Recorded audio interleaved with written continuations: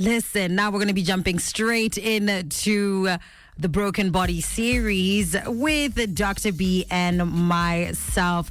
And as I said, we're going to be ending our series on lung conditions by talking about allergies. Hi, Dr. B. Why are you laughing? Because you got it wrong. We're talking about snoring. Oh my gosh, Dr. B again? I'm always doing this. Okay, yes, I corrected myself this morning. We're going to be doing snoring. All right, Dr. V, take it away. Well, do you snore? Well, I did say no. I have to expose the love of my life. My grandma, she has bronchitis, sort of. So yes, she does a bit of snoring. Exactly. Yeah. So snoring is basically when something restricts your airflow during sleep. And, loud or long-term snoring actually is something that we take seriously now because, it increases your risk, of heart attack, stroke, diabetes, actually not even waking up at night, going to sleep and not waking up. So, you may be able to stop snoring by losing weight and avoiding certain things that actually make you a heavier snorer, like alcohol before bed.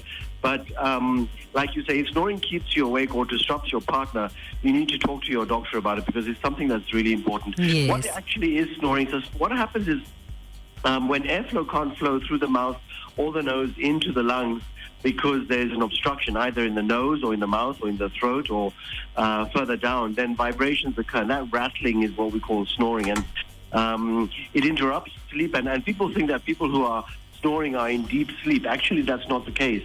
They're actually in very light sleep because they're not getting enough oxygen into their system.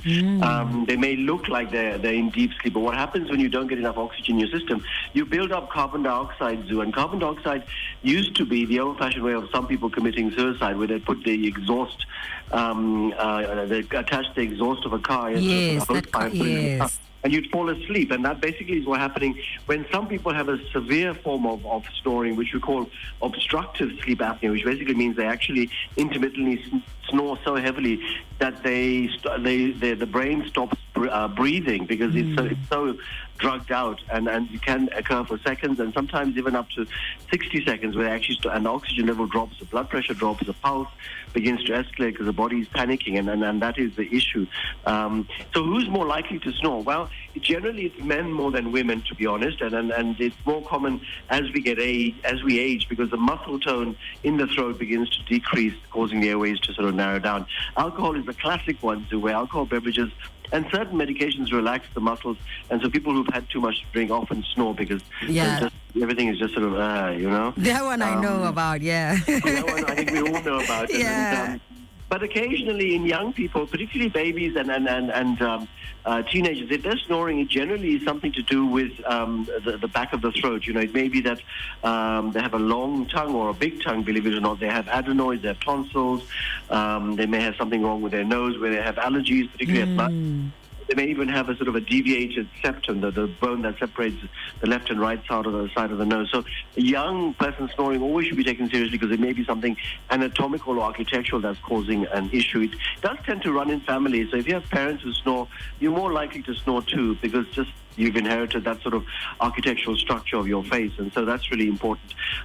In terms of overall health, nasal stuffiness, like we talked about allergies and common cold, block the airways and can cause issues. Pregnant women actually are also more likely to snore due to hormonal changes because the body, as you're pregnant, the hormones begin to relax the whole system in preparation for labor. So even the throat begins to chill out, and so you actually snore more. And the commonest issue that we see that causes snoring is weight. When you begin to put on weight, all that sort of fat around your neck begins to block the airways and can snore. So one of the first things we do with snoring is to tell people, lose the weight. If you've not got allergies, if you're not young, you don't have a deviated nasal septum or anatomical issues, then it's probably exercise and losing weight. So those are most important, is avoiding alcohol before you go to bed. Changing your sleep position. I guess the best way to sleep if you're a snorer is to sleep on your side rather than your back. Yeah. maybe one or two pillows to sort of adjust so you're not lying flat. And of course, cold and allergy medications can relieve nasal congestion. And in some situations where it's really bad, we give them an oral appliance where basically wearing something in your mouth keeps your jaw open in a position that air can flow through. It's really important because the context in which this came to light, Zoo, is some of our listeners saying that, my partner is snoring and I'm not sure what to do. Some people actually are on the edge of separating from their partners because the snoring is so loud they have to go and sleep in another room. So these are issues. And like I say, obstructive sleep apnea is a condition where, how do you know if you have it? Well, you wake up feeling really tired. You'll have had 7 or 8 hours of sleep and you wake up still feeling, groggy, and that's because you haven't actually refreshed your body. The oxygen hasn't been topped up. You're sitting with the tissues that are saturated in carbon dioxide. You get up, you feel drowsy. You drive from home to work and you feel like you need to pull over because you're too tired. You turn a page of the book during the day in the office and you fall asleep. These are signs of what may be occurring at night. A classic one also is if you wake up in the morning with a really dry throat, and even a headache, it may be that you're actually having obstructive sleep apnea because you're breathing with your mouth rather than your nose. So these are really important issues in terms of snoring, and it was something that I wanted to talk about because the outlook for people who snore is, particularly if it's very loud and frequent, is, like I say, decreased blood oxygen levels, difficulty concentrating, fatigue, heart attack, even blood pressure and stroke. So these are really important consequences for it. It's not something that we should be laughing about and take seriously. Yes. Well, Dr. B, you did answer the question I wanted to know about sleep apnea because I love watching my 600-pound life. And most of those people, Dr. B, actually go through exactly what you're talking about with snoring and sleep apnea. So I did want you to differentiate the two and sort of dig into that because I know a couple of people that can actually fall asleep and they sound like they're not breathing for an hour. It's just weird. So, absolutely. Yeah. It's actually sometimes the thing that brings the wife or the husband to the clinic to say, my husband actually stops breathing and I need to elbow them because they have this sort of heavy snoring for a long time and then gradually it disappears and they actually stop breathing and you're so used to that snoring, you realize your partner stopped breathing and you give them a bit of a thump and they wake up again. And we often see when they come to the clinic, their oxygen levels are very low. They've got sort of red eyes. They're looking tired. And like you say, you can actually hear during the day that they've got sort of whistling sound as they're snoring. So these are really important things. Somebody's asked you, can Vicks help snoring?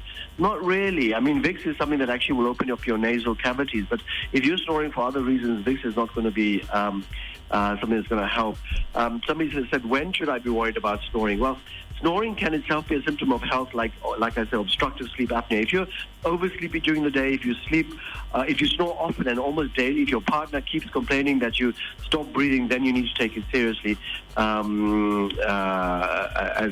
an issue. Somebody's asked the same question here. What doctor do you see for snoring? Well, generally what we do is once you've got a diagnosis, I generally send patients to an ear, nose, and throat specialist to examine the throat and the neck and look inside the mouth to diagnose if snoring is caused by something that's obstructing the airway. So that's what I generally do. And somebody's asked here, are there any benefits to snoring? I'm a heavy snorer. My wife keeps complaining. But I heard that snoring means I'm in deep sleep. Well, it's not. We've just discounted that myth. You're not in deep sleep. You're actually zonked out because you're not got enough oxygen in your system.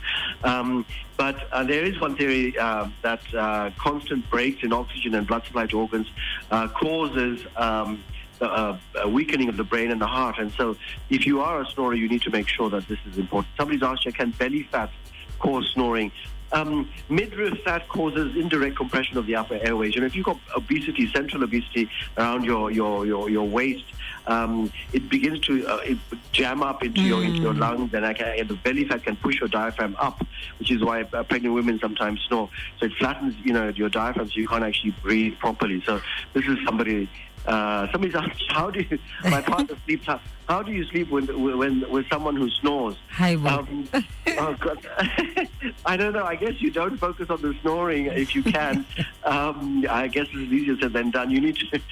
I don't know. I don't know about that part. But anyway, wear earplugs or listen to music or white noise or change your partner's position, encourage your partner to get evaluated, I guess, or worst case scenario, sleep in a different room. I'm sorry, I don't have a decent answer for that one. Somebody said, is it normal to snore every night? About 40% of people snore occasionally. 25% is estimated regularly, and when it's regular, like I say, you need to take it seriously. It may be something simple too, like an allergy, like your granny with bronchitis or somebody's got a nose itch. It can be managed, but I think exercise, weight loss, eating the right food, avoiding alcohol, and making sure that you don't have any allergies are the commonest things you can do to prevent heavy snoring. I also wanted to know, Dr. B, for people that actually suffer with phlegm and clogging of the nose, what can they take? Because what has helped me with my asthma and my phlegm is taking apple cider vinegar with hot water in the morning. I've stopped with lemons because they've made it a bit worse. So I don't know if you can advise anybody who has phlegm issues and in regards to snoring. Yeah, well, one of the things that can help is actually taking some ginger tea with a little bit of mint or chamomile. Yeah. Because what the ginger is an anti-inflammatory, so it actually reduces the inflammation in the nose. And what we do, rather than use the nasal sprays, we actually get people to do a salt nose washout. So it sounds very strange. I was about to ask you what that was. Where you put a bit of salt in a bowl and actually literally snort it up your nose, and it goes from your nose into your mouth and you spit it out. What you're doing is you're clearing your nasal passages before you go to sleep. And we actually do that in babies by squirting a little bit of salt water into their nose. They actually breathe much better, and so that doing that at night can actually help you not build up that phlegm, because it can be very disturbing. So ginger tea is very good. Chamomile tea is good for you. You're right, lemon can cause heartburn because you're lying down. The acid that the lemon causes can actually go up into your chest and cause you to cough. So that's really important. Okay. Somebody's asked a really strange question here. Is it good to wear socks to stop snoring? I don't know about that one. That's a good one. But I know temperature regulation is an important part of falling asleep. Wearing socks increases blood flow to the feet, but I'm not sure it stops snoring. We all know a situation where sometimes in the middle of the night you snore. Wait, sorry, Dr. FM. Please continue, Dr. B. Sorry. I know everybody at night actually occasionally throws off the bed sheets because you're getting too hot at night. That happens. That's very common because you're in the middle of the night. If you're too hot, you throw off the sheets. And the best thing to do is actually sleep in a cold room when you're snoring. Because it cools the whole system down. All right. Well, Dr. B, as you heard, the drop was trying to cut us off and time is up. So next week we're going to talk about the one we've been waiting to talk about because our listeners are itching to hear about what we have to say about addiction. Ooh, yes, Dr. B. Let me not mess it up next week and say something else. But I will see you next week, Dr. B. It's always lovely talking to you.